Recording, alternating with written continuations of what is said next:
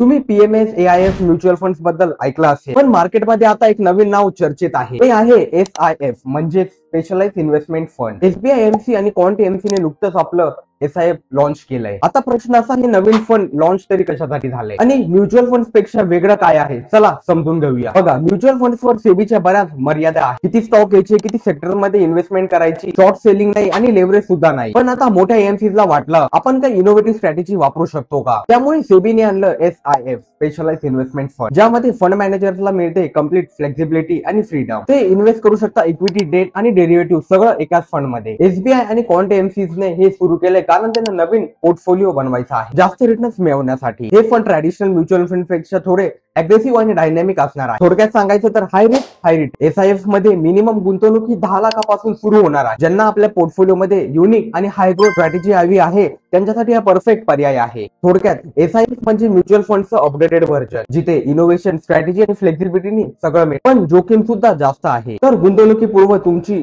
Risk appetite आणि गोल समजून घ्या. अशाच नवीन इन्व्हेस्टमेंट कन्सेप्ट समजून घेण्यासाठी लाईक करा, फॉलो करा. भेटूया पुढच्या भागात. धन्यवाद.